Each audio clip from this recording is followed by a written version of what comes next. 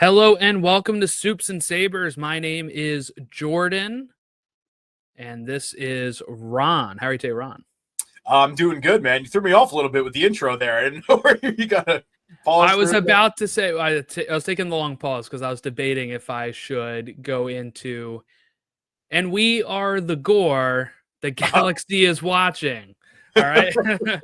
Let's hope the galaxy's watching at least a little more than watched last week. As long as we get some progressive growth, that's all we care. Yeah. Well, hopefully we don't need the events to happen that happen to make them watch more. But Hopefully. But yeah, so we're going to be talking episodes 7 through 9 of Andor season 2 as we are on the penultimate arc of not just the season but of the show as a whole. It feels so hard to believe because the show just came on a couple weeks ago again, but with the release schedule and how they've been doing it, that is, that's the circumstances we're living in right now. So those episodes are entitled Messenger, Who Are You? And Welcome to the Rebellion, which were all written by Dan Gilroy and directed by Janusz Metz, and premiered May 6, 2025 on Disney+. Before we get into that, Ron, you weren't here last week, but also Tales of the Underworld dropped. We have not had time to watch those. I was traveling this hellish trip back home on Sunday, and which was May 4th. So I couldn't even really celebrate in style. I listened to an audio book of Star Wars while I was driving. So I got some in. I know you were revisiting old episodes of our show, when formerly known as The Pod Awakens. And we have not had time for Tales of the Underworld. So I think we'll probably do that with the finale next week and maybe just not go, probably just like general thoughts on it as a whole. I know, I'm trying to reschedule with Logan now, like the rest of our Bad Batch binge. And then we would probably do Tales of the Empire and Tales of the Underworld and Rebels. Those are the plans to get around to. So the more in-depth dive would be, down the road when Logan watches it for our continuation through the animated series. But we did a Tales of the Empire dive last year, but really that was the only thing on at the time. Yeah. We just came from Daredevil into Andor, and now, Tales drops while we're also dealing with these heavy episodes that just dropped. Oh, and that's the thing, dude. It's not just like, it would be a lot easier if we were balancing one episode of Andor a week with all this, but it's not. It's 3. And really it's 6. Really it's 6 because you're talking about from Tuesday to Tuesday. It's 6 episodes of Andor, 6 episodes of Tales. Like, that's a lot of Star Wars in a week. Yeah. It's a lot. And I guess we could just kind of use this to transition into Andor, because I do think in hindsight now, when we first heard that this was going to be the release schedule, we were like, I don't know. But I feel like it works really well in this case. And I feel like you almost need to watch these, at least in the second season, I felt a little more. But yeah, the first season too, for sure. It's like you almost have to watch them all together to get the full experience all at once. Because, like, there's a lot of times where it's like, episode, like the first episode may be a little draggy. And, like, if that was all we had to go off for a week, it'd be like, But then you watch, the next episode and it blows your socks off. And then in this case, this arc, we had 2 episodes that really kind of took it up to the next level. So, as much as it may not be very convenient, I do think it was the right choice for this show. Yeah. It doesn't feel, and that's what, like, I've seen a lot of people say, like, why are they trying to rush Andor? And I don't think that's it. I think it's, there were definitely times in the Aldhani arc last year, or 3 years ago, last season, where, like, the first episode of the Aldhani arc, people are like, yeah, I kind of like where it's going, but it's kind of slow on this episode. And then by the time you get to the third episode of the Aldhani arc, because they were released weekly from that point on, people were like, man, that was a really great arc. But instead, you're getting that all up front now, where you don't have the possibility of viewership dropping, I would say, right? Like we know, like, you didn't get to share your thoughts last week, but I know you were not as big of a fan as I was about those 3 episodes. Yep. Imagine those spread out over the course of 3 weeks, right? Like, exactly. So I do think, and And I think those episodes are made better by these episodes as well, even though I was a fan of them last time. But it's like that was the setup, right? We really needed the setup to get to the Ghorman stuff in this arc. Mm-hmm. So that way it didn't feel as out of nowhere. You actually care about some of these side characters that we saw last time. And really you get to see, I really wonder how this would have went if, let's say, they went their 5 seasons. Are we spending a full season on Ghorman, or is it like we're spending those remaining 3 seasons, on Ghorman building to this massacre, or does like, the timeline shorten on those and they spend like a season of Ghorman massacre? Mm-hmm. Like that's what I wonder how it would have shaped out, because that's really interesting to me on like how much did they navigate from their original plan and all that. But we got another year forward here, right? We are now 2 years BBY, right? Mm-hmm. Before we dive into it, last week they did mention the Tarkin massacre, and I wanted to bring that up as well because I meant to bring it up, and I even mentioned it on the podcast before I had it up on my phone on the Wikipedia, and I was gonna mention it, and then I just never looked at my phone again because I was in the middle of podcasting, and I totally forgot to bring it up. That like right after I was done, I was like, crap, I forgot to bring that up. So this is what was kind of the original Ghorman massacre in Legends, which was Tarkin's massacre, which takes place in 19 BBY, which is almost immediately after the switch from the Republic to the Empire, that there's these people protesting in the Palmo Plaza. And Tarkin just lands his cruiser on top of 500 protesters. And they mention it in that episode last week as well. But I think it's a good move to have them be different, especially if you're going to show the Ghorman massacre, especially because like in Rebels speech, which we'll talk about, right? Mon Mothma mentions the Ghorman massacre, I believe, and that would have been like a weird thing to call out 18 years later, like, oh, and this is part of the reason I'm leaving the Senate. It's like, well, that took you a long time, Mon. But like having it happen closer to the events of the, I think is better to have the main Ghorman massacre happen that way. And I think the losses that we have in this episode are much bigger than 500. I forget her name, who is doing the broadcast at the end, but she mentions thousands are dying in the street. Mm-hmm. So I think that is much more fitting of the term massacre as well, honestly. Not any shade to the 500 people that got squashed by Tarkin, but yeah. And we had to see it, right? Like, yeah. Everything. Yeah, it's just all been kind of in Legends, and we never actually got to see it take place. And what we did see take place, I think, was probably a lot more impactful than just a ship landing on like 500 people. You know, they land when ready. Yeah, it would have almost felt like a little goofy. Yeah, but like what we got and all the setup that we got that went into it, and how cold and calculated the whole thing was, meticulously planned. It was way more impactful than like I said, a ship landing on 500 people ever would have been. Yeah, and I think the original Ghorman massacre has been in Legends since like the early to mid 90s. So this is something that's kind of been around for a while as an idea, and actually getting to see it. And that's what they mention is like what the Monument of the Fallen is for, in the middle of the plaza, right? And how the Empire had made a deal that like nothing would ever kind of like put shade over it, like nothing would ever put it in shadow. And when they're building their new armory, they don't care at that point. And the reason they don't care is because their whole plan, like you said, is this, right? Is incite a rebellion, control it enough to get the media control of it, right? Because you own the media, but also like having Syril giving the information, all that kind of stuff that helps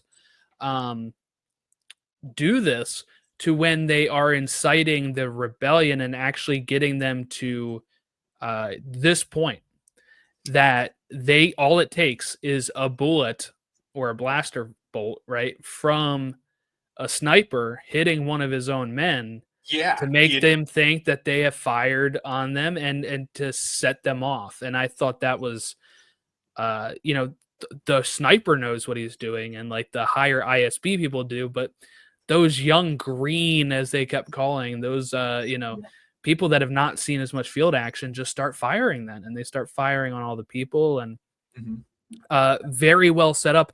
And I think it's also, very alluded to earlier in it when they mention the other terrorist attack that happened. I think Syril even says, like, even my clearance doesn't get me there. So he's kind of confused of like, how would a rebellion, like a rebel, gotten there to do that bombing? It's kind of like the implication I got from Syril. So he's starting to question stuff as we go too, and he's, he does seem to have some sort of care for the Ghorman people as well. He keeps thinking they are getting outside people that are not Ghorman, the outside agitators that he's trying to find, but they don't exist, or I guess they do in the sense of that they're the Empire. Yeah, it's kind of like the false flag sort of thing. Yeah, the stuff with Syril, so I guess going back to the last three, the reason that I wasn't such a big fan is because we knew we only had another 6 episodes after that to kind of put a bow on all this, and I wasn't sure how they were going to do that in a way that didn't feel rushed, especially as it pertained to all the stuff with Syril and Dedra, but I just think it was handled so damn well. Earlier in the show, I said I had a feeling like, oh, maybe Cyril's death is what will cause Dedra to, like, finally turn good. I don't think that's going to be the case now, but I just think it was all handled so well, and they didn't really even make him quote unquote turn good, so to speak. He realized in his final moments that, like, he was played. This thing that I've given my entire life to, and I've just been so focused on moving up the ranks that I didn't see that I was just another disposable cog in the wheel. Like, to have all that happen to him, but then still in his final moments see Cassian, and, like, that sort of instinct took over. He had to direct all that emotion and anger somewhere, and he sees this person who he hasn't seen in years at this point, who is basically the one that started the domino effect of his fall and rise, and every moment that put him in that exact place right there. And to have him still react the way he did with anger, and kind of still basically went out a bad guy, even though he realized that what he was doing was wrong. I thought it was very appropriate, and I thought it was very well done for this show. I just, this isn't the type of show where it's just, oh, the bad guy turns good and now, ho hum, he saves the day. This is a brutal show, and there's no better sort of personification of that than the whole handling of Syril this season. And by the way, he also completed his physical transformation into Tucker Carlson in this last arc. Apparently looked just like him. It was crazy. So don't ruin it. Don't ruin Syril for me. What's really going on here? I'm Ghorman.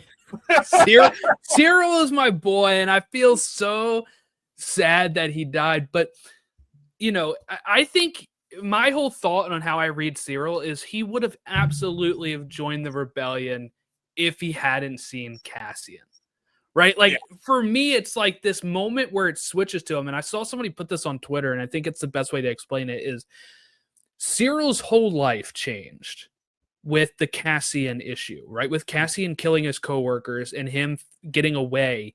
It has been his white whale. It has been the thing that he's been going to.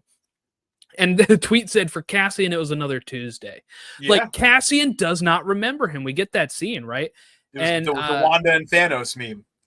And you know what else it also harkens to is last week when Bix sees Dr. Gorst, and Dr. Gorst does not remember her. He's like, oh, you look familiar. Like, do I know who you are? And, she remembers it because she was the one that was wronged. And it's kind of the same thing with Syril. He was the one that was wronged, and he's had this, he stared at his hologram, right? Like, he stared at the wanted posters, stuff like that, where he's like, this is the guy.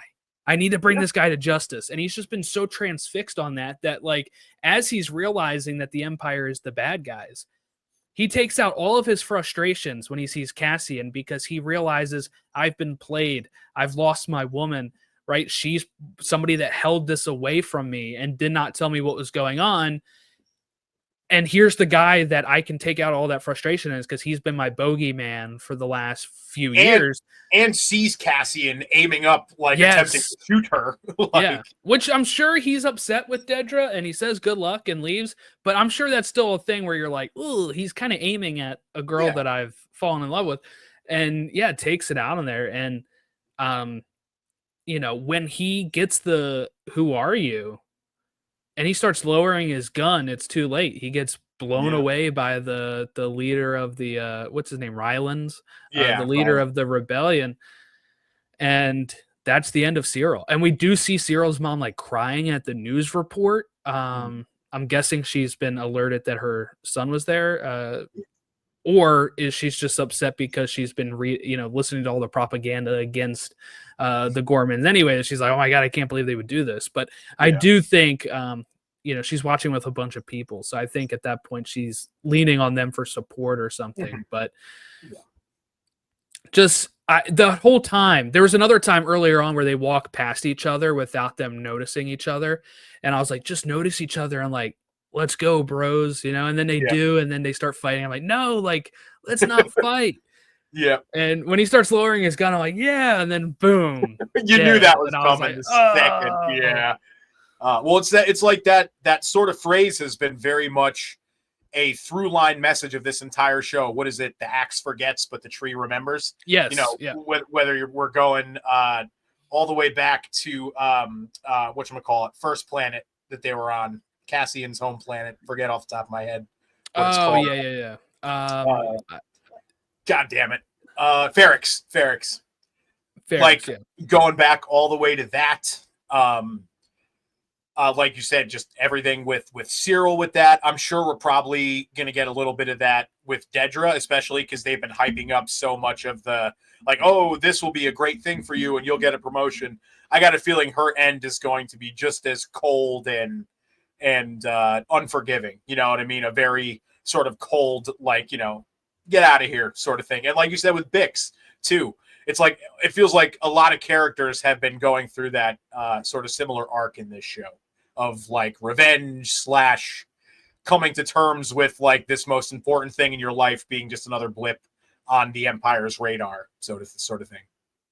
So speaking of Dedra, like, she does have a rough plan with the original plan, right? Like, it seems like she hasn't really been on board with it, and when Partagaz tells her like the original plan is going through because Krennic's been working on a new synthetic version of the Calcite and it didn't work, and he says, bad luck, Ghorman. Right? Like, Partagaz doesn't give a shit. It's a fucking way she goes, buddy. It's like, oh, she was like, kind of, it didn't seem like that was something she was for. She kind of like swallows, like, oh crap, like, here we go. And I think part of it is because she knows she's been using Syril, who I do think she cares for. She's been using him for this without telling him the full scope of things. And we kind of see she gets like this panic attack after everything starts going on, right? Where she is like, like almost suffocating herself. She's trying to take off her like collar. Like, she's really struggling with what just happened. Whether it's because she knows Cyril's dead or because she's just seeing everybody, it actually happen and play out in front of her. But like you said, they kept saying like, oh, you'll be rewarded for this. Do we see her as actually getting rewarded, or do they almost like, how sometimes, okay, let's say Lonnie, right? Lonnie was given the opportunity to lead the Gorst thing, right? And he hands it off to the other guy, like, oh, you deserve this. You'd be really good at it, because he knows the Gorst stuff is gonna go south, right? So he's like, all right, like, I'm not going to be around to be the one to take the fall. Do they almost put this on Dedra to be like, well, she was kind of like the one in charge and this happened in front of her. We actually don't condone the Ghorman stuff. And like, we're dropping her. Like, that's you can try her for war crimes or whatever. Like, especially now that it is, and like Mon made her speech and everything, and it's so out there. She is 1,000% going to be the master soul in this situation. Just the total fall guy, pin it all on her, 100%. That's a great call. I hadn't even thought of that, but I mean, it could go the other way where they give her like a promotion for what she's done for carrying it out. But like, true, because that is because not to cut you off, but like this is basically the moment where Palpatine gets like emboldened and goes full like, all right, I'm exposed, whatever, fuck it, we're going just full on dictatorship. We're arresting senators. We like, we're disbanding basically the Senate at this point. I am the Senate. You know what I mean? Yeah. So yeah, maybe she won't face any punishment. Who knows? But like, I could see it being interesting if they're like kind of like just feed her to the wolves of like, actually, that was all Dedra. Yeah, you know? Like we open up next episode, she's just in a cell, like Cersei in Game of Thrones. You know what I mean? Like, oh man, yeah, that'd be cool. Yeah, but I feel sorry for not really for Dedra that much, but it is one of those things where it seems like, you know, the common phrase of just following orders, right? Like, she didn't want to do it, but if it isn't the consequences of my own actions. Yeah, but you know, we'll see what her fate is. I saw, and I shared it with you, somebody be like, what if it's revealed she's on the Death Star as a promotion? And it's like, that'd be fitting too. Like, just imagine everything leading to that of I'm getting my just rewards, and the reward is you're gonna die because and it's gonna be Cassian that ultimately takes her out. That would be interesting too, because he's the one that actually gets he gets the plans in Rogue One. So like you could do, you know, he's there to take her out as the sniper, but instead he gets there with the Death Star plans and she dies. Like that. I mean, that would be another cool way to do it. I really wonder how they'll handle the final arc. I would assume it leads into Rogue One, but do we get some like flash forwards where maybe we see Bix with B2 and she learns of Cassian's death, or do they leave it as like, no, just go watch Rogue One and you'll see his like, because okay, the reason I'm saying this, we have a friend, Jack. He's watching Andor for the first time. He has not seen Rogue One. Oh, okay. And I'm really wondering like how this will play out for him, who's watching this show and meeting Cassian in this way. He knows Cassian's in Rogue One. I'm sure he knows he dies and stuff. But like, let's say he doesn't know that type of information, right? Like, and we get to the end of the show and they like do a flash forward of Bix learning the news. He'd be like, well, that's kind of weird, right? But like, what if instead, I would assume they're just going to be like, watch Rogue One. And, you know, this will be a very cool trilogy of like Andor season 2 and Rogue One, but also if you want to do like a quadrilogy of like Andor season 1, Andor season 2, Rogue One and A New Hope, like that's a pretty stacked like way to spend a couple days if you're gonna like binge it. Yeah, that's the gold standard of Star Wars, pretty much between the two of those right there. I really hope we do get what you were referring to with a little bit of that flash forward, just because it would feel like things were left a little incomplete with Bix. I mean, it's a slippery slope to go down just because, like you said, not everybody's seen Rogue One, although I'd imagine the vast majority of the audience watching this show has seen Rogue One. So I think for the majority of people, it would hit. But I would say most, I would say most people that are watching Andor, which we know is a small amount really, right, have watched Rogue One. I do think Jack's in a minority there. Yeah. So like, I think it would be a great sort of close the book moment on all of that, because I doubt the Bix and B2 show is coming anytime soon. You know what I mean? You wait. They're back in the Brinks truck with Tony Gilroy, and they're like, you can do Bix, you can do B2, whatever you want. Next May 4th, it's just going to be Tales of the Bix. I do think, and again, I say this, if this was released before Rogue One, this would not be called Andor. I really think, and I think that's kind of hurting it a bit. I do think that. I think there are people that, like, when it was announced, were like, why do we need an Andor show? I'm sure there are people that are going like, the guy from Rogue One, that's kind of weird. Like, I think nowadays they would call it something like Birth of the Rebellion or Star Wars Rebels live action. I don't know. Rise of the Rebellion. Yes, yeah. I think you could do, I really think it'd be named that because that's what a lot of the focus of this is. We're seeing all of these different cells of rebels becoming more structured. And as we kind of keep on transitioning on who we're talking about here with Cassian, we open up with Yavin and it's more structured, right? They have check-ins, they have check-outs. We used to get to see, what's his name? Captain Draven. I don't know if he's captain, but he is a lieutenant, maybe. I don't know. Forget. Draven, who's from Rogue One. I love this guy. He comes in. He actually gets this like full welcome scene, man. Like he's walking across and they're playing like triumphant music. And I'm like, all right. Yeah. It's like, where the F are you going, Cassian? Yeah. Yeah. I love Cassian's response too of like, hey, the day that I can't leave is the day I'm gone. Right? Yeah. No. Oh man. Everything with that was, I just thought, so well done. The Cassian and Bix thing was one of the things coming out of last episode that I was a little worried, just very much like the Syril stuff of like, how do we get from them being like so in love and everything to her essentially not being around, period, during Rogue One in a satisfying way throughout the course of 6 episodes. But it made perfect sense. Like, of course because basically what it was Cassian tried making the decision for her. And then she was like, no, I think I'm going to make the decision for us on this one. And she made the right choice, obviously, with hindsight being 2020, everything that we know. But it was just, so much of this show is about that sacrifice. And I thought it was just a really nice way to wrap up Bix's arc with everything that she's been through. And when I say wrap up, I'm sure we'll see her a little bit in the next arc. But for the most part, this was probably the tail end of what we're going to get from her story in the show. I wouldn't be shocked if we don't really see her, except for, like I said, maybe she goes back with B2 and she's like, I think we don't see B2 again. I think they did leave him with their friends and it's like his life's going to be better there than being mixed in with us. And I think B2 is done. But the big stuff really worked for me because I kind of had the same questions, right? Like people were kind of shipping Cassian and Jin. Like how does this work out, right?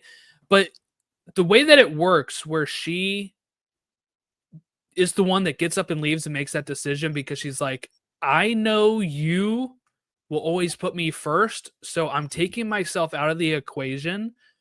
So you do the right thing because they need you. Like Vel has this conversation with her, right, when she comes in and says like they're close to promoting him, but they need him to show like structure. They need him to show that like dedication, and he's not doing it. And Bix knows at that point it's because I'm here. Like if I'm gone, he will do what he needs to do because that will be all he has left. And I think it is such a selfless play by Bix and maybe even a hint of her force sensitivity. They go to this force healer and she talks about maybe feeling some stuff. And I'm like, she keeps asking the force healer, like, what did you see? And we kind of get this moment where the force healer, maybe the way I read it, sees that final moment on Scarif where him and Jin are embracing after stealing the plans or something. Like that's the kind of vibe I got is what she saw. And it's like, oh, like he's the reason this all works. And, the force moves in mysterious ways. And I kind of like the idea of it using somebody who's not force sensitive as its instrument to get those plans to somebody who is in Luke. Like it is all part of this grand plan through the force. I kind of like that. Yeah. Dude, I loved it a lot too. And I loved, maybe this is just me and we've got a lot of stuff recently to compare it to in terms of this, but like, it was nice to see the force used in a way that, like, to me, it felt the most classic way of like seeing the force since like probably like the original trilogy or something. Like A New Hope or something. Yes. Yeah. Okay. Where, like, so I feel it. Yeah, I would say the same. Even if you say original trilogy, right? Because like you said, there is that moment where like a thing that I'm thinking of because I just watched somebody like react to Return of the Jedi recently. But like I'm getting the oh, you have a sister type of thing from Vader. It's like, yeah, like he's just using the Force to feel something, and it's like that's what this kind of feels like. She is just using the Force and sees like maybe something that is like, oh, this guy is important. This guy is what gets us to the goal.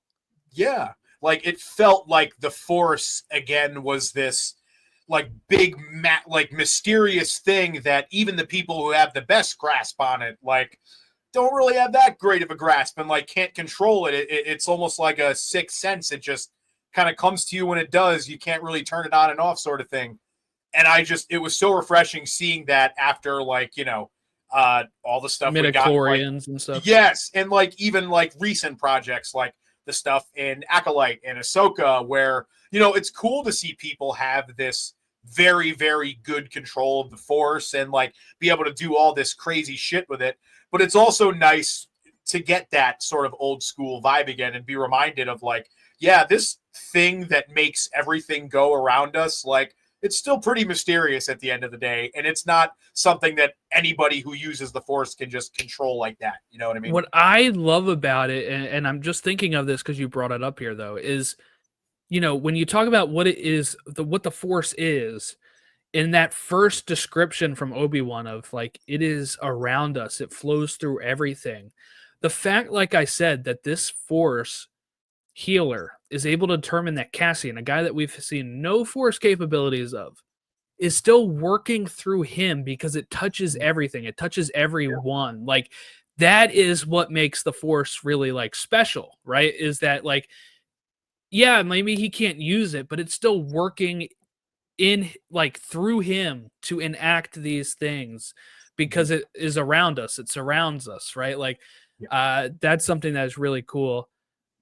About the way this is worded, especially like the healer doesn't have the ability that Rey has. Like Rey heals and there's like no big scar. Like there's still an issue on Cassian's, you know, shoulder. It's not fully healed because this woman is just kind of operating, I would say, in like a novice role of being the Force. Like she's not fully trained. So just the fact then that even the Force comes to her and gives her this vision to somebody that is not like, I feel like a lesser show would be like, here's the Force healer. And it's like Obi-Wan or Yoda, like chilling out there and like, just you will blow up the Death Star.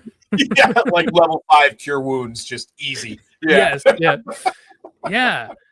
I kind of, cause I like seeing, and this is something Rogue One explored too, with the Guardians of the Wills, right? With Donnie Yen's character and Blaze and all that, right? Like you have Chirrut and Blaze, where you have they were Force sensitive and they were like, but they were not at the level of the Jedi. So I kind of like that Tony Gilroy seems to be into these like lesser Force characters and give us a little bit more like depth and like lore about those type of people.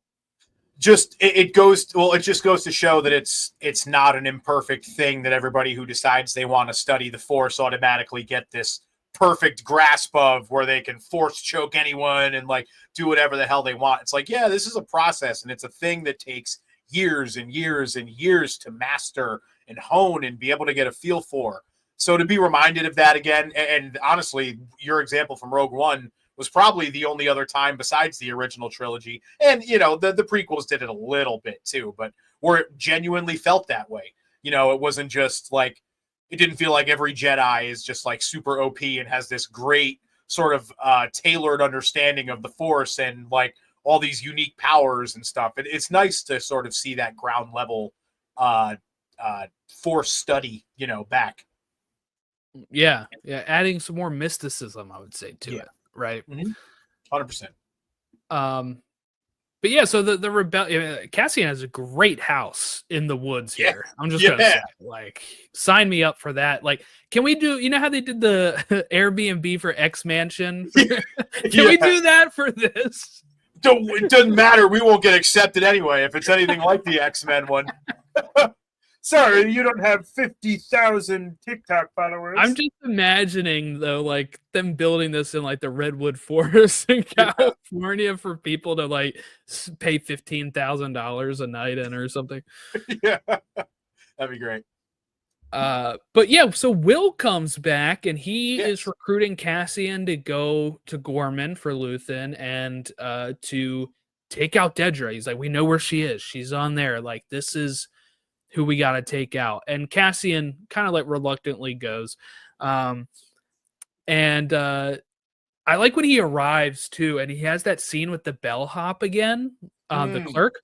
Yes. And that guy remembers him too, and like knows that it is the fake, that he's not Varian Sky, or in this case, the Gunja or whatever. Yeah. Ronnie Gunja. Yeah. Yeah. And he is actually the originator of the rebellions are built on hope. Yes, that was awesome.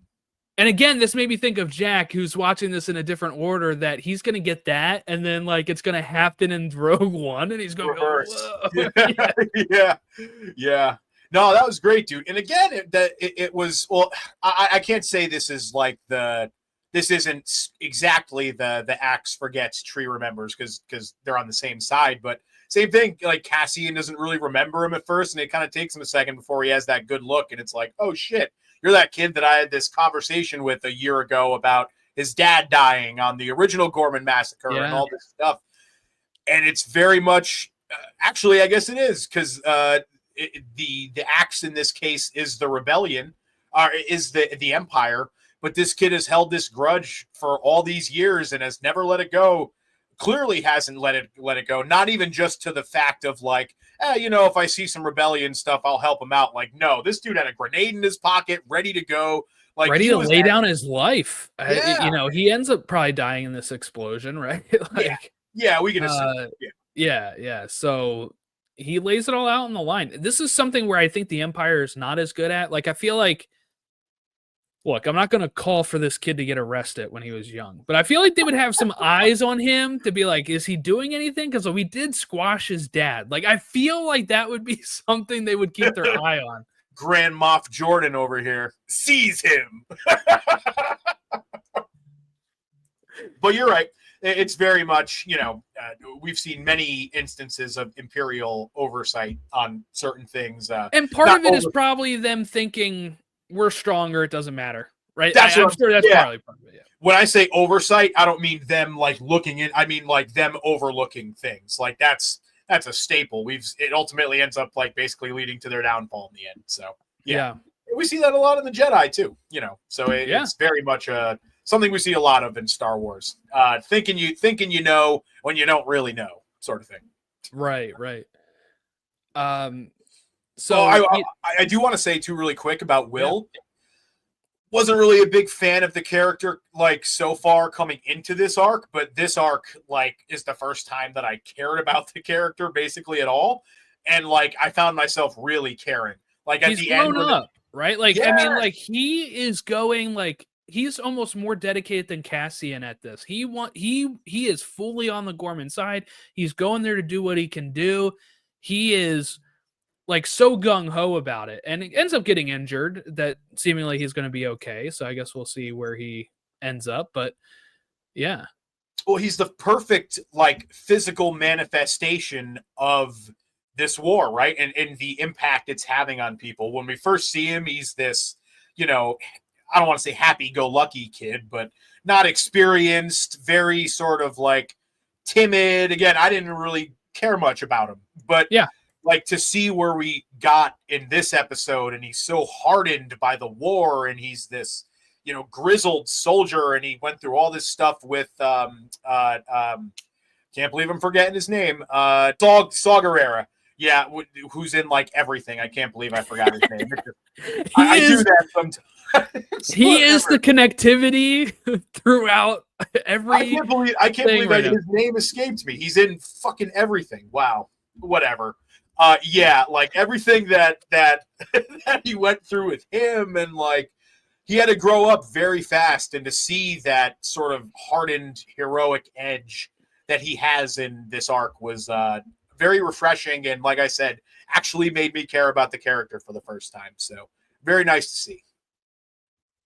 Yeah, I think we can kind of trace that back to that scene with Saul last week of where he kind of is huffing the Rhydonian with him, and it seems like hilarious. By the way, he lets go. I feel like he lets go of his younger self at that point, and almost like he just joins, and I feel like he has definitely grown up in the year that we've since passed through it. But while he is with Will, Sam kind of redeems himself and blasts in, knocking out a KX droid, which we will learn is K2SO. And I was sure as soon as we saw the security droids, the KX droids, I was like, K2 is one of these. K2 really? And I was sure it's the one that's giving Syril the look when he comes into that room. He just looked different. I think he looked different than the other KXs. I was like, that's K2. I'm pretty sure that's K2. And I was like, this is going to be how he gets them. And yes, it does overwrite the comic. And I have not read the comic. Rogue One tie-in called Cassian and K2SO. I've heard it's a very awful comic, and I'm glad it's overwritten. This is a much better way to do it. I think I read somebody said that they just kind of flip a switch and he becomes, he lets go of the, it overrides him or whatever. Yeah. I think it's going to take a little bit more than that. I would say so. The Rebels techs reprogrammed him. It's not like a flip of the switch here. No, but yeah, that was definitely something that I was very happy to see because I love K2SO. One of my favorite droids. He's awesome. I didn't catch it until what's his face hit him in the car, and then when Cassian picks the stuff up, I was like, wait a fucking second. Yeah, when he gives that look and he's like, "You can help me with one more thing," I was like, "All right, that's what I thought. That's what I thought." Yeah. But if you look at the scene, brutal too. Those things were they killed people. Enza, yes, they killed Enza by just picking her up and just her. And at first I was like, that's going to kill somebody. But then I pictured imagine if somebody got hit by a car and was thrown that distance. They're probably going to die. And they did that to a few people. They were just yeeting people against walls and everything. It was pretty brutal. Yeah. That I cannot imagine having to go up against one of these things. I mean, we did it in the Jedi games. I was going to say, we've done it. It's not that hard. You got to hit the triangle button and then they'll fight for you. Yeah, we know how. Yeah, you got to do the use the dark side button and Jedi Survivor and just go ham on them. Mm-hmm. But yes, that kind of leaves us off on the episode 8, which a lot of people are saying is the best episode of the arc. I'm a bigger fan of episode 9. I really love the Senate episode and the escape from it, I think. But episode 8 was definitely a masterclass in tension building as the song is as they're chanting, but then they switch to the song and you see Syril realizing what's going on and just the energy that at any moment something can set this off and light the spark, right? Yeah. As they say in the sequel trilogy about lighting the spark to that was a really well done written, directed episode of television as a whole, not just Star Wars television. I do agree with you though. I do think the third one episode 9 was probably my favorite of them. It was the one that most felt like we're really finally starting to kind of wrap this show up. They bring all the characters together on Coruscant. Yeah, we hear a little bit from Luthen realizing that his time is growing short in terms of being found out and stuff like that. Obviously, Mon puts everything on the line here. Yeah. So it very much felt like the beginning of the end, and it didn't feel like a rushed beginning of the end. So that was, I loved episode 9, and we'll go a little further here, but it was my favorite of them too. Yeah, I mean, it's just again, just very well done. I mean, you have Cassian who just survives this massacre, and he is enlisted by Luthen to help Mon escape because Lonnie tells him that there is a person in Bale's team here that is a agent of the Empire, right? So, and they didn't just outright tell us too, which is very. I like that they like. Yes, we're adults. Yes. We can connect dots ourselves. You know what I mean? Yeah, because they say what Jung's agent is what they call him, and that's Lonnie's. That's Lonnie's last name, right? Mm-hmm. Yeah, yeah, and Lonnie's been a big MVP without even being in all these episodes. But I mean, like, I do fear that they may have figured out who the leak is at this point with the Mon Mothma stuff. I don't know, but he might be done. he is done. Oh yeah, he is so cooked. I wouldn't be shocked if him and Luthen end up getting it in like the same scene somehow. Mm-hmm. It'll be like, you know, maybe the Empire corners Luthen and Lonnie's there, but then, you know, Partagaz or someone reveals that like they know he's the mole too, sort of thing, and it's like they both end up kind of eating it together. What if they figured it out and they let Lonnie meet up with him so that leads them to him? Ooh, yeah. Good call. Yep. That might be good. And then, like, you know, Luthen thinks Lonnie betrayed him, but it's really just they figured it out. They followed him, and that's it. Yeah. Well, I don't even think they probably won't even do that. They'll just, you know, be like, I knew I was gonna get caught eventually. It's sort of one of those. Luthen's gonna die, right? Like, Luthen's gotta.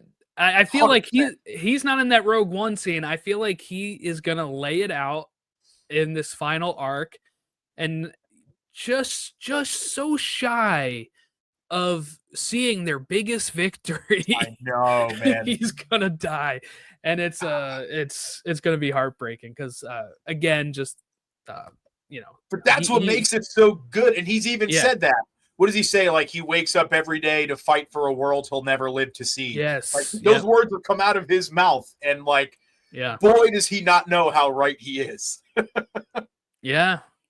And he's a big reason on why they actually are going to succeed, because he has, you know, he's been the one that turns Cassian into this weapon for the rebellion that he was aimless, right? Cassian was kind of aimless and was just doing stuff on his own and not, you know, stealing from the Empire for his own needs or, you know, whatever is how he and Bix were operating. And now they're doing it for something bigger.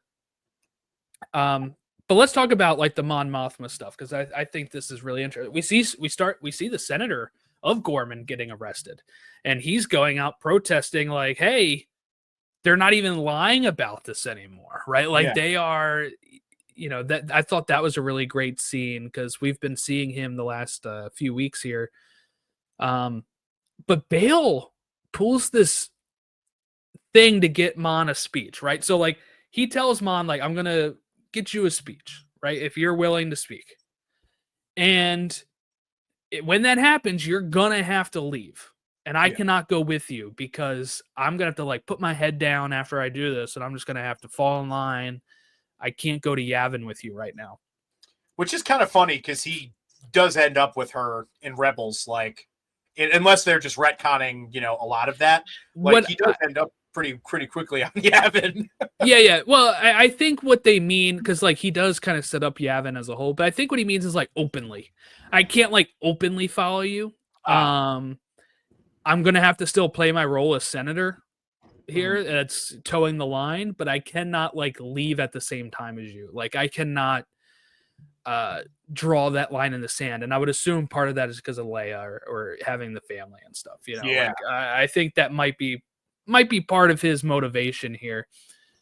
But the way he orchestrates this is that they're having all these like senators talk. And one of them mentions that Ghorman is an emergency. And Bale kind of is like, hey, this senator did use the word emergency. And in that case, I can use this obscure article section, you know, whatever. Yeah. That means that a senior senator like myself can yield the floor to another senior senator who cannot be interrupted and I cede it to Mon. And it like opens up this window for Mon Mothma to make a speech. Which was very tense. Like the silence while she was, no background music or anything like that. It was just, you were there in that moment and you felt it. And those words cut pretty deep. And she is, we know she's going to give another one of those, where I don't think we'll see it on screen because we saw it in Rebels already, but where she like really is kind of like, yeah, I'm resigning from the Senate. Like the rebellion's a thing now, sort of. So it was just, everything about it was so tense, and that the chase out, and like when I don't even know what the woman's name was, but when we find out who the mole is, and like the way that Cassian and Erskine sort of play that whole thing, it was just, just very tense, very pins and needles the whole time. Amazing. I love when Erskine's like, she's a rebel spy, and then it like distracts her enough so they can shoot her. Yeah.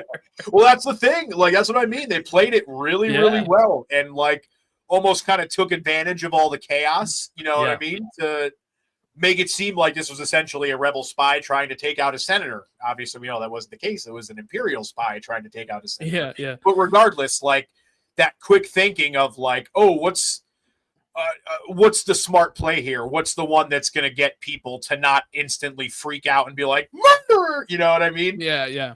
They play it up to make it seem like, oh yeah, this rebel scum, especially knowing how everybody feels about the rebellion coming out of all this fake propaganda that we just got from Ghorman. Yeah, it was, a split second thing, but one that was very smart and probably saved all of their lives. So.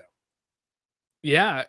Like you said, so there's this, at first I thought that meant all three of them were going to be spies, right? Like of the people, but there was just the one, and I was wondering, who's this going to be? And you see her like shoot the other guy, and then it's like, okay. And then she meets up with her the other guy too. But when she comes in and she's like, at this point, Mon is not even really trusting Cassian fully, because she doesn't trust Luthen fully, because she finds out Erskine was one of Luthen's like goons, right? And that the office was bugged and all this kind of stuff. So she's like, I can't trust the Empire, I can't trust Luthen, and I can't trust Erskine, who I've been talking to this whole time. Like, who can I trust? And Luthen kind of tells her that Cassian is a guy that's been there for me like all the time. He is going to get it, and just use the code word of the I have friends everywhere. Yeah. And Cassian uses this, and she still doesn't fully buy in. Then he mentions like her cousin Vel, like, oh, I've served with your cousin. We were the last survivors of the heist on Aldhani. Like, try and do that. But I don't think it's really until he kills this woman here that she really buys in, and they run off, and the driver starts coming towards them, and she knows that he's an Imperial spy, and Cassian just blows him away like bam. Yeah. And she's just kind of like very smart to be like, I got her. Yeah. And then bam. They played it smart. Now really, how about her family? How's Perrin and Leda doing? Are they screwed? No, I don't think they're screwed. I think because we didn't see them in this episode, obviously, and it was coming off a year time jump. I'm going to guess during that time jump, like, Mon probably got very distant from her family, started really diving into all of this rebellion stuff, and I think we'll get like a little bow on the box of that story next week. You know what I mean? Whether it's just a quick conversation with Mon and her husband. Like, I think they cut a scene from episode 9 where they did have a conversation and like talked about, Mon being distant from the family and like everything that's happened. So I think that'll probably be something we get next week. I hope so. It would seem, I mean, ultimately it's not a super consequential plot thread if they don't address it, but even a 2-minute scene just to kind of put a bookend on all of those characters would be nice. Yeah, because that's something that I'm like, oh, how is that going to, is Perrin just sitting at home and then the cops come and they're like, yeah, Yeah, they kind of like keep her family hostage to like get her to come back, sort of thing. Yeah. They might. I mean, it would be the smart thing to do. Not the smart thing. Well, yes. If I was on the Empire, that would be the smart thing to do. I guess I'm Grand Moff Ron right there with you. Yeah, seriously. But yeah, so that is Mon gets away. She's gonna go to Yavin, but before she does, they're going to take her to that safe house, where she's gonna be extracted by Gold Squadron. Later on, which is, of course, is the Rebels. Yeah, the Rebels crew. And hoping so much we were gonna get a cameo, dude. Even if it was just like Zeb, you know what I mean? Just somebody being like, "We're here, we got you." You know what I mean? Something. Yeah. They are not going to do that. No. I do think it was nice that they went ahead and had a reference to it, right? Because people say, like, look, we just talked about they overwrote a comic. Yeah, they did not let them overwrite Rebels.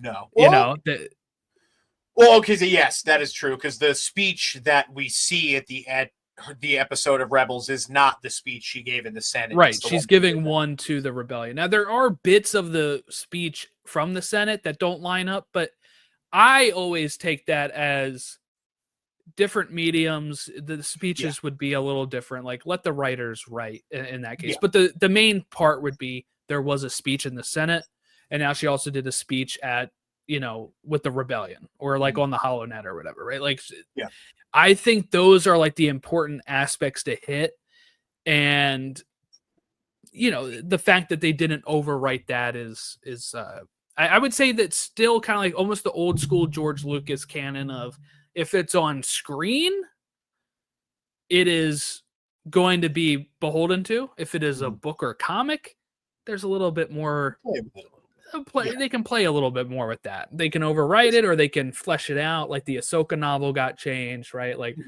people were worried about Dark Disciple getting changed due to the Bad Batch, but it seems like they explain that in Tales of the Underworld. I haven't watched it yet, like we mentioned, but we'll see. Well, we also did, before we kind of wrap up here, we did see Melshi make a return in this episode. Yes, this was the closest to the Yoda and Plagueis moment of the, of the show.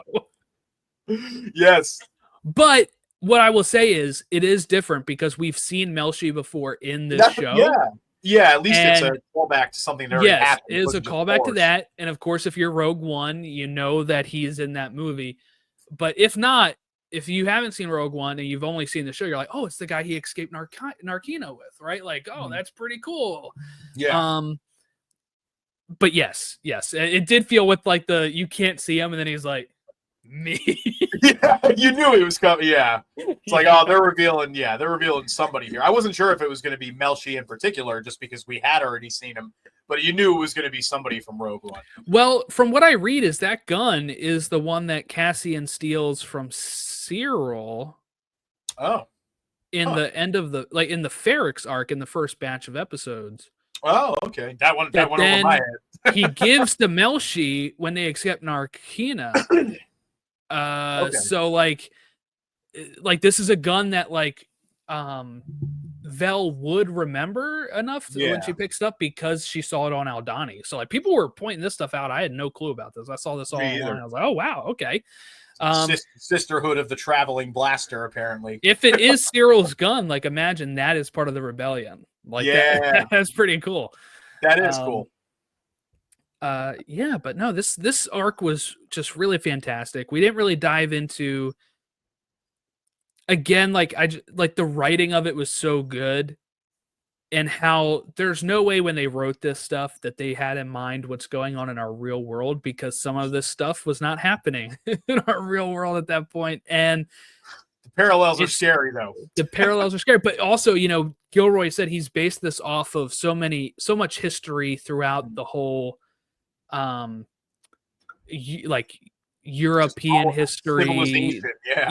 That, and this stuff is stuff that continues to happen all the time. So it might seem really like, wow, can't believe they had this in the can before this stuff has actually happened. It's because this stuff has always happened.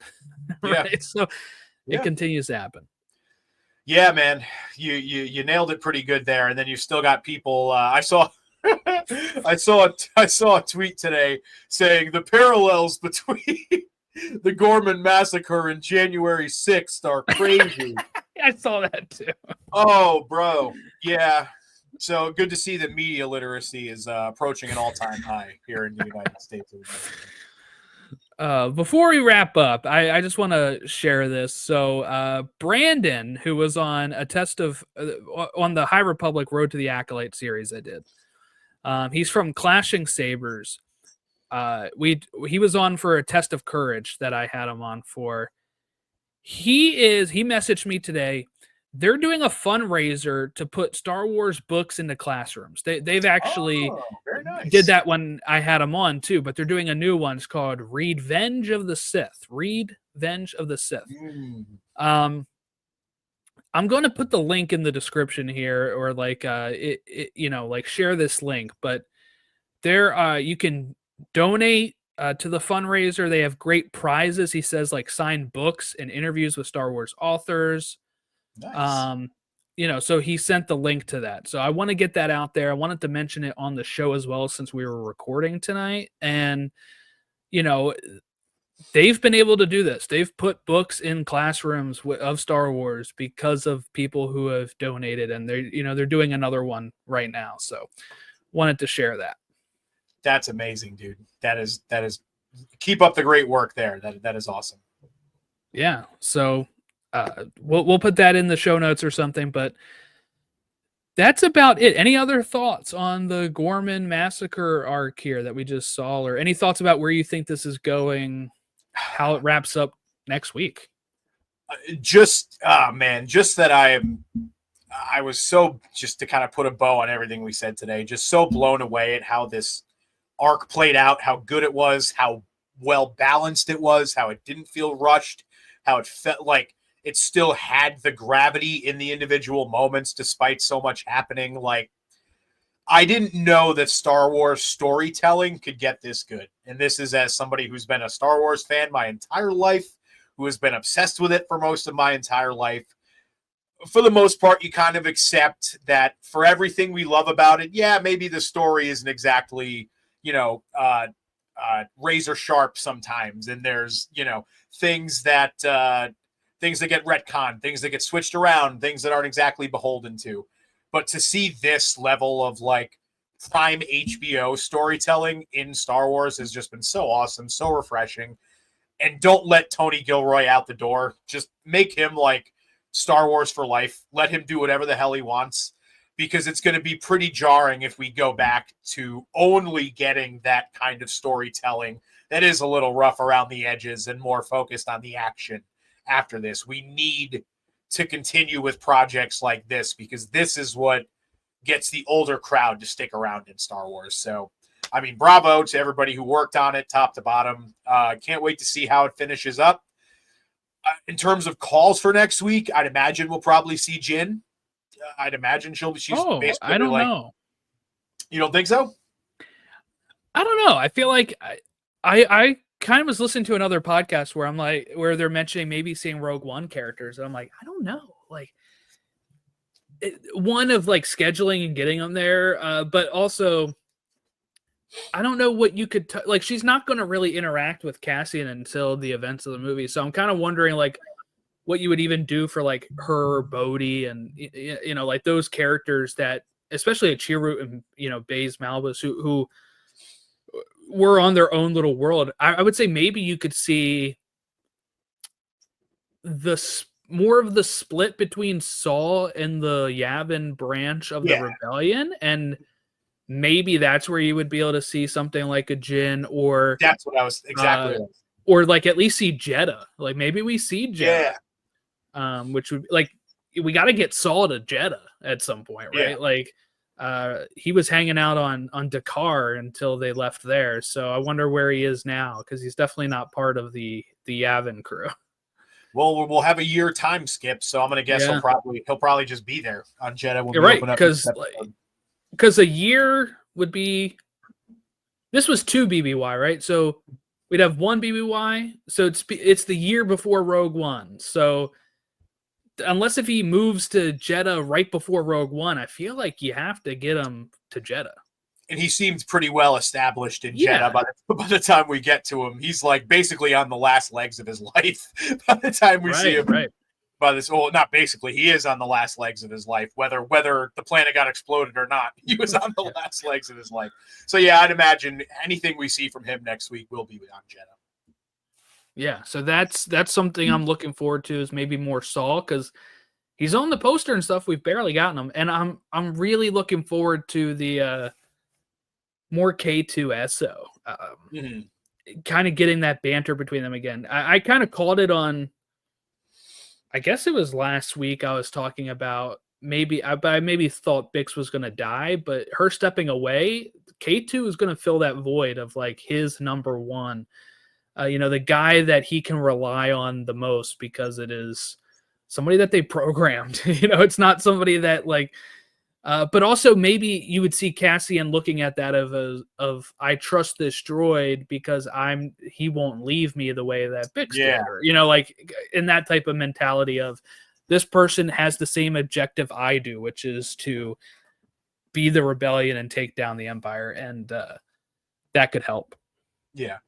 Really quick before we get out of here, when you were watching Rogue One, did you catch vibes of like things between Jyn and Cassian being like romantic? Because all of the stuff with Bix in this show has, like, at least for me, and everybody who's listened to this show knows I'm not the biggest Rogue One guy. It's not a movie that I've like, yeah, I know. It's not a movie that I've like super like dived deep into and like really taken the time to like comb through the weeds on. But like, there was always, at least to me, that little hint of like romance between them. And maybe it's just, the two leads. Of course, there's got to be that little like feeling, but just everything we've seen with Bix and Cassian is like, even down to the end when they have that final embrace when Jeddah's exploding, like, not Jeddah, Scarif.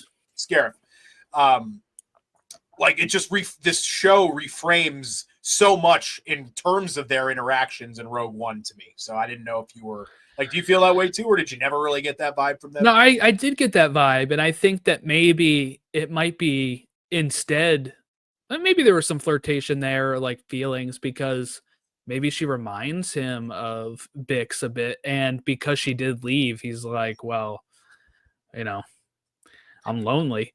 But, but I do also think that maybe when he's hugging her, he is thinking of like Bix in that moment of, I need some sort of embrace because I'm never going to be able to embrace Bix again. So, but also it could just be they've went through a lot in the span of Rogue One taking place, that it's like, even if it's not romantically, it's like, hey, just hug me because we're about to die. I need that human touch, that human embrace right now. I've given up everything for the rebellion and for this cause. Man, and I do know. Sorry, I was just gonna say I know that people are ultimately like, well, and it was all for nothing because the New Republic failed, but the New Republic did last longer than the Empire. I was gonna say, we're talking decades later. Like, yes, it lasted much longer than the Empire lasted 19 years or whatever, right? Yeah. Like the New Republic was like 30 years. 30 years, yeah. And it never even really fell. The First Order never fully took over. They just blew up Hosnian Prime. They actually did not like instill like a government, I don't think. No. So the New Republic is still there. And I'm actually really excited for anything post Rise of Skywalker, because I'm hoping, like we've mentioned before, that they do something different than the same old, oh, here's the new stormtroopers, here's a new this. Yeah. And I'm like, that's what I want to get to now, because I don't want everything from like episodes 4 through 9 to mean nothing. So let's get to a new villain. Let's get to something else. But yeah, I'm really sad the show's ending next week. Me too, bro. I'm crazy. I hope that something fills this void, man. That even if it's not Gilroy, give people more chances to make projects like this, right? Like that's. People give Kathleen Kennedy a hard time all the time, but she is part of the reason this show even exists. It was announced as a Cassian show with K2SO and was going to be more like fun adventure of the week type stuff. she realized something wasn't working. I think she contacted Tony Gilroy because he helped turn Rogue One into what it was. And obviously, no matter how much this show cost, gave him the tools and the money to make this show happen. And, you know, you got to, when you give her the crap for stuff that's happened, you got to give her the praise when something like this works out. And, you know, Amen. It's worked out. Amen. We're talking about an Emmy. This show can win Emmys. Like, that's how good this show is. Like, legit. Like, yes. Nothing else comes close to that in Star Wars. No. Okay, well, that'll about wrap us up. We did our May 4th draft. That is available to listen to as well. We've got some more Star Wars after Andor as well. You know, we're going to do the Revenge of the Sith 20th anniversary special that like we did for Phantom Menace and like we've done for Return of the Jedi. Tommy will be joining us for that, by the way. Cool. And we might have another fun draft. If we can get that going, we're not going to spoil what it is, but if we can get that going, we're going to get that going. And that's how Star Wars month will end. Yes. We'll pivot to June, where we'll start building up to Fantastic Four and Superman in July with tons of great comic movie discussion of those characters building up to their movies releasing in July, as well as Ironheart, I guess, releasing in June. They haven't really been too open on a trailer of that, of any sort of publicity whatsoever. So, I got a feeling that one may be going the Echo route. We might be getting a full draft for that. And I almost kind of hope it is, so we can just get it out of the way and not have to do another weekly discussion while we're also juggling everything else. So that's what I'm kind of hoping for. Yep. Sorry, Ironheart. I love your comics, but I just I love the character too. Just me too. Yeah, the timing of it and the fact that it's been in the can for so long. We've talked about it before. Of like they front loaded this year on Marvel, and I don't know why. I really don't know why. You have so much. Like even after Fantastic Four, we don't have anything until Wonder Man, unless you're counting zombies or whatever. Like that, we got time. Yeah. Oh well. At SupesandSabers. You must contact me. At podawakens@gmail.com, at gmail.com, if you are looking to send us Star Wars related feedback, or you can contact us at SupesandSabers on all of our social medias. But that's that. Thank you all for watching and listening along. We'll catch you next time.